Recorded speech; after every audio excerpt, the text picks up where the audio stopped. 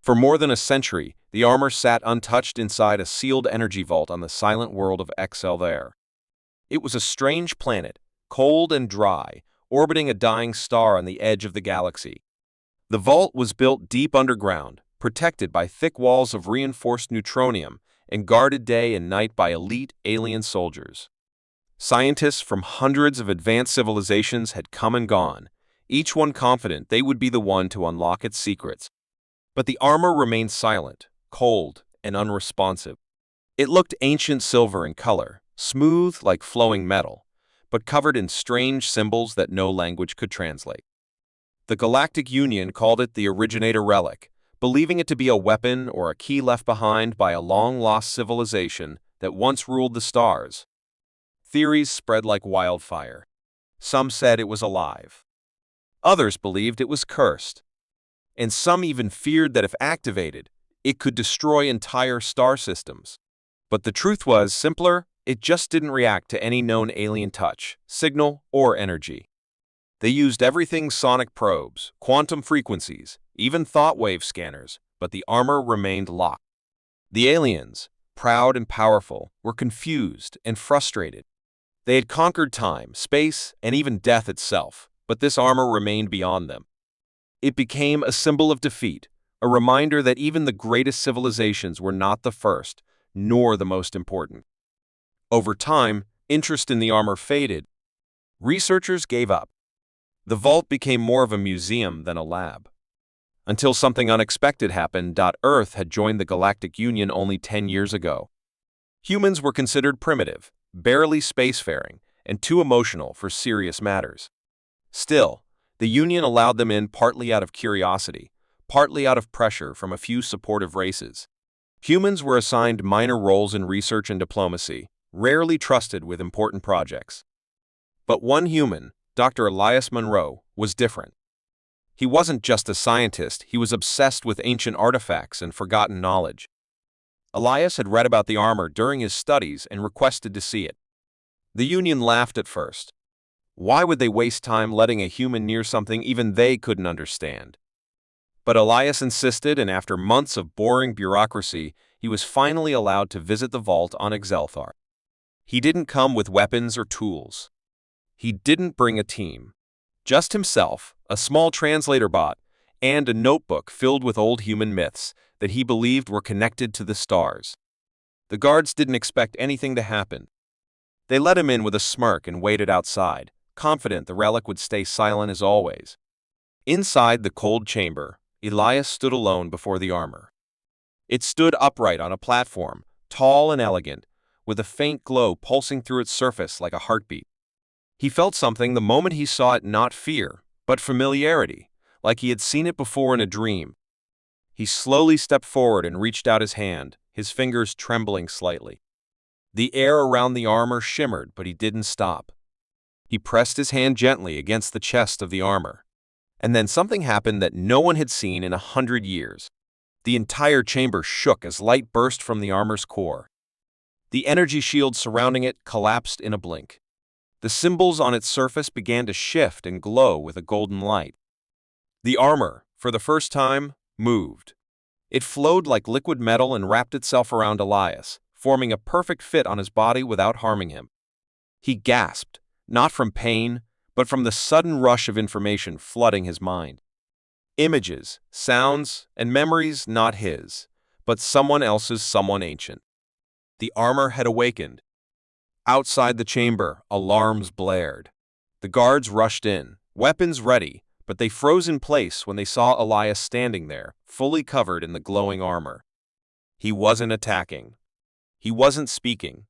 He was standing still, eyes wide open, staring into nothing as if he could see the past and future at the same time.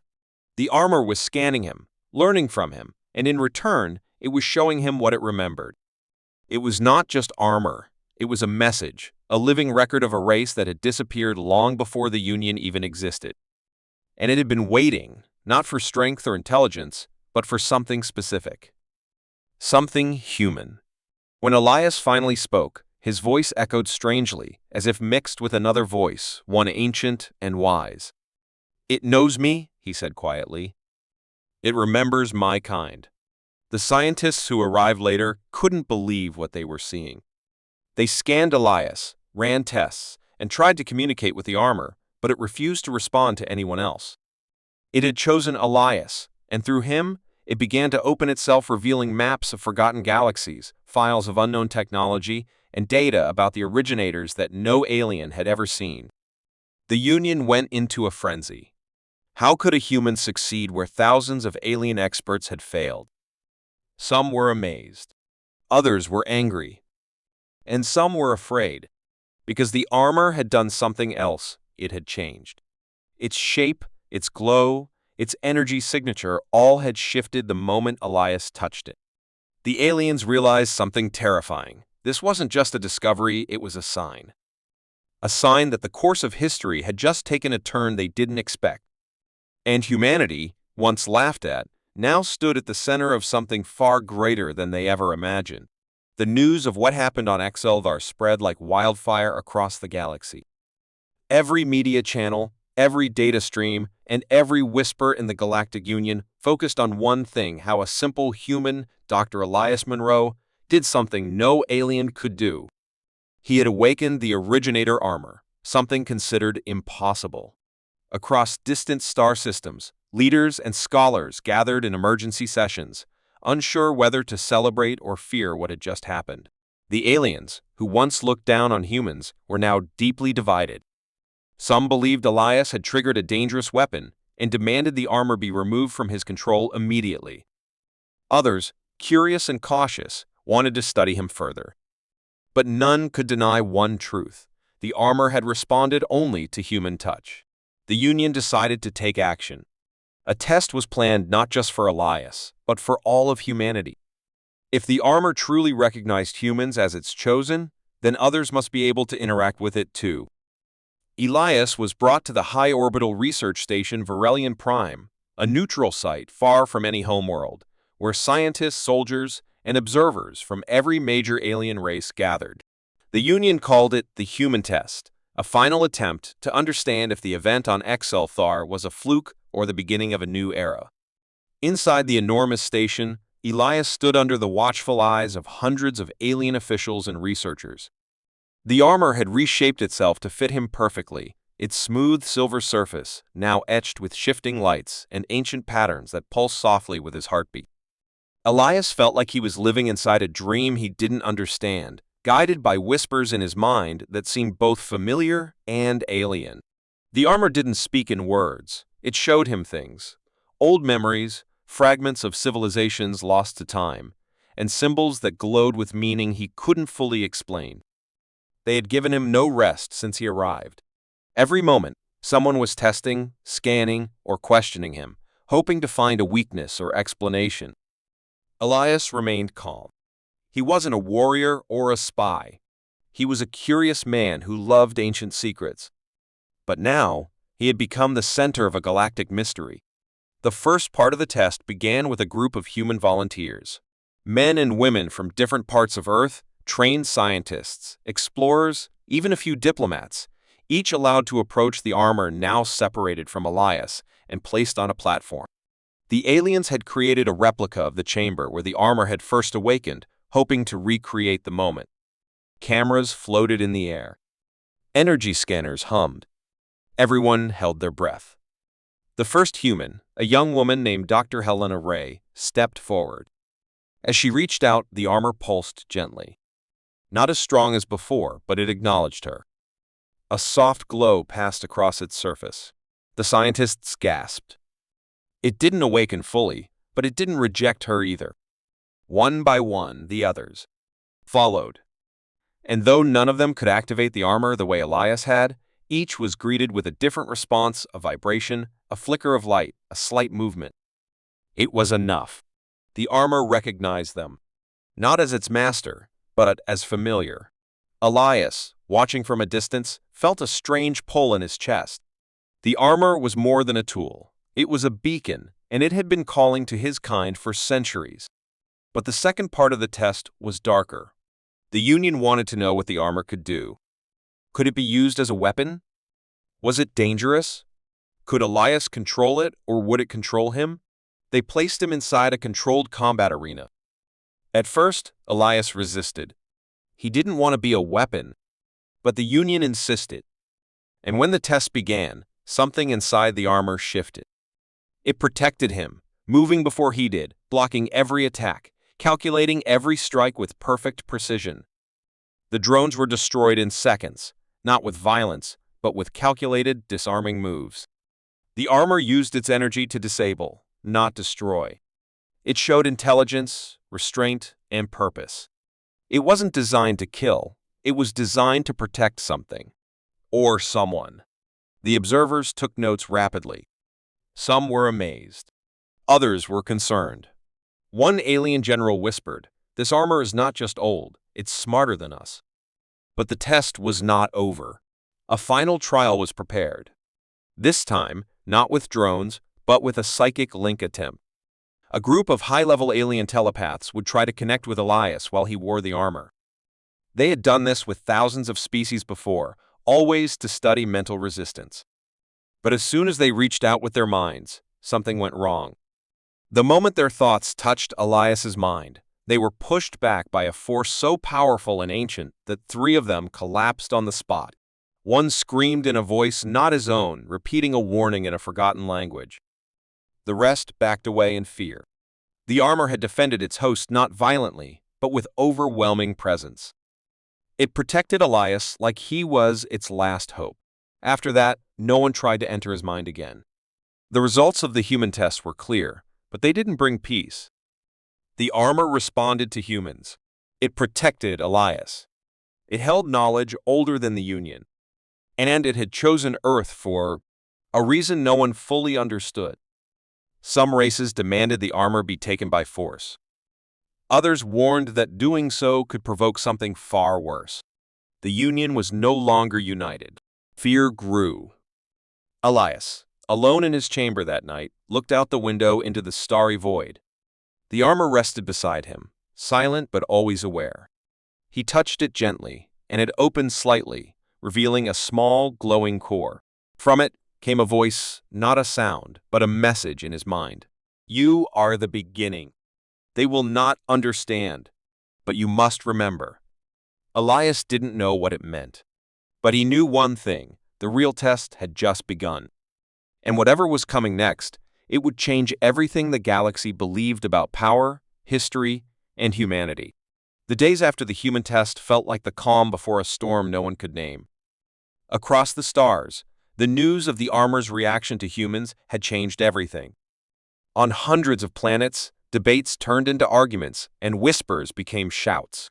Some feared that the humans were unlocking an ancient force that no one understood. Others believed that humans were the missing link in a puzzle too old to even remember. But while governments prepared for war or alliances, Elias Monroe was feeling something different, something no one else could feel. Since the armor had connected with him, his dreams had changed. Every time he closed his eyes, he found himself standing in a vast space of light and shadow, where a broken city floated in the air and ghostly figures watched from a distance.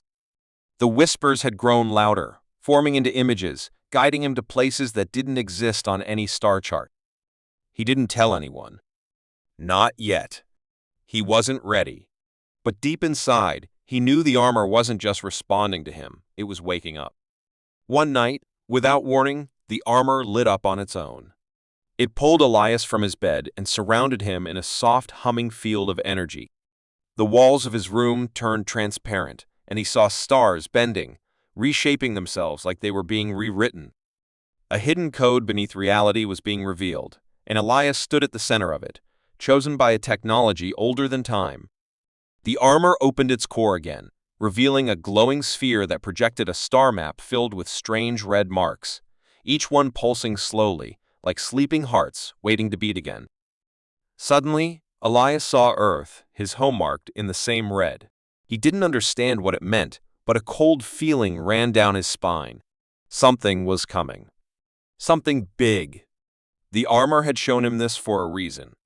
It wasn't warning him. It was preparing him. The next morning, the station's systems went haywire. Alarms screamed.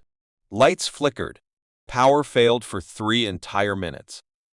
When systems came back online, the core of the armor had changed. It no longer opened to anyone except Elias. Its surface, once smooth and silver, was now marked with living patterns that shifted like moving rivers of light. Scientists tried to scan it, but every attempt ended in failure. They couldn't explain it, couldn't touch it, and couldn't stop it.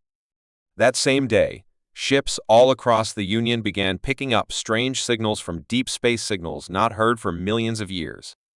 One message repeated over and over in a lost language that even the oldest AI couldn't fully translate. But one word kept appearing in every translation attempt: awakening. Some thought it meant the armor. Others believed it meant something far worse. The council panicked. They wanted to take the armor away from Elias, but they couldn't. It wouldn't leave him. When guards tried to separate him from it, the armor reacted instantly, creating a protective field and sending out a pulse that disabled every weapon in the room without causing harm. The message was clear. Elias was no longer just a human. He was part of something greater, and the armor would not let him be taken. Fearing they had provoked something beyond their control, the Union leaders ordered a meeting of the 5 elders, ancient alien beings who rarely left their homeworlds. When they arrived, even they were silent upon seeing the armor with their own eyes. One of them, a creature older than most stars, stared at Elias for a long time before saying, "This was not supposed to happen. The gate is not ready." No one knew what that meant, but Elias felt a deep chill inside him. That night, the armor took him somewhere else, not physically, but through a vision so real it felt like life itself. He saw a massive machine buried in a dead world, surrounded by stone guardians, and filled with voices crying out from long ago. He saw a gate, a real gate carved into the very fabric of space, sealed shut by technology no one alive could understand. And in front of the gate stood a figure wearing armor just like his, waiting. When Elias awoke, he spoke the first sentence that wasn't his own. "The seal is weakening. The past is waking up." The scientists were stunned. He had spoken in the ancient language from the signals, perfectly, without learning it. Panic spread. The galaxy realized too late that the armor had not simply been dormant. It had been guarding something. And now, with Elias as its host, that something had begun to stir. The awakening had started, and there was no going back. Elias, once a quiet archaeologist, had become the key to a forgotten war, a secret buried so deep even the stars had tried to forget it. But the armor remembered. And through him, so would the galaxy. The awakening had changed everything. Across the galaxy, governments and secret alliances began to move behind closed doors, each one wanting to control what they did not fully understand. Elias Monroe, once unknown, now stood at the center of something far greater than himself. The armor had chosen him, not just as its bearer, but as its voice, and the power it gave him terrified those who craved control. Within the space station orbiting the neutral zone, political leaders gathered, each one pretending peace, while plotting war. The elders had warned them, the armor was not a weapon, it was a guardian. But greed had always been stronger than wisdom in times of fear. Hidden factions within the Galactic Union began trying to replicate the armor, using samples and fragments from the relic site. But every attempt ended in failure, with machines melting down or researchers mysteriously vanishing. Some began to whisper that the armor was alive, watching and punishing those who tried to steal its power. Meanwhile, Elias began changing. His connection to the armor was no longer physical. It had started to affect his mind, allowing him to see flashes of the past and feel distant echoes of long-lost battles. He felt every lie spoken in the council chamber, every hidden threat disguised as diplomacy. When he walked through the halls, guards stiffened, scientists bowed slightly, and diplomats looked away. They all feared what he might become, even though he himself still didn't understand it. The armor gave him glimpses of a war that once shook galaxies, a conflict between an ancient race and a darkness beyond comprehension. He saw the truth. The armor was built not to fight, but to seal something away, something that had not yet returned, but would. And when it did, only the armor's chosen would stand a chance of stopping it. But the Union did not care for prophecy. They saw a weapon, not a warning. When Elias refused to let them experiment further on the armor, they tried to take control. A secret order, calling themselves the Core Directive, launched an attack during a staged security drill. They brought in elite soldiers, anti-energy weapons, and suppression tech never before used in open combat. But none of it worked. The armor reacted before Elias could even speak. A blinding sphere of light formed around him, sending out pulses that short-circuited every weapon and disabled the soldiers' suits. In moments, the attackers were on their knees, eyes wide in disbelief. Elias did not attack. He simply walked away, the armor shining with silent power. But that moment changed everything. Now, the galaxy was divided, those who believed Elias was the protector foretold in ancient texts, and those who believed he was the beginning of a new threat. Civil unrest broke out in key colonies. Entire systems declared independence, siding either with Elias or against him. The Union started to fracture. Old enemies suddenly offered him secret support, hoping to gain favor with the one now seen as the Woken One. But Elias wanted none of it. He hadn't asked for this power. He didn't seek leadership or war. All he wanted was truth. But power doesn't wait for permission. The armor had awakened more than just technology. It had awakened fear, ambition, and long-forgotten rivalries. The elders, the only ones who truly understood what was coming, begged Elias to flee, to go into hiding, to protect the gate at all costs. They said if it opened before the time was right, the galaxy would not survive. But Elias refused to run. He knew the real war wasn't just against the ancient threat that waited in the shadows. It was also against those in power now who would destroy everything out of pride and fear.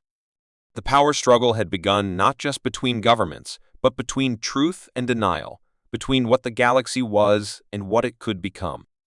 And at the center of it all stood a single human wearing armor built before the stars had names, holding back the storm while trying not to become one himself. The galaxy had always followed a pattern. Empires rose, alliances formed, wars were fought, and history repeated itself like a worn-out cycle. But everything changed the day a single human unintentionally broke that cycle. His name was Raiden Cole, a mid-level engineer assigned to a joint excavation mission on the planet Varus 9, a place known for its ancient ruins buried deep beneath ice and stone. The mission was routine until a massive underground chamber was discovered, containing what looked like a frozen gateway surrounded by unknown alien text and strange relics. For weeks, the alien scientists tried everything: scans, energy bursts, coded signals, but nothing activated the structure. Frustration grew. No one knew what it was or who built it. Then one night, while checking the structural supports, Raiden accidentally brushed his gloved hand against the core of the relic. A hum filled the chamber.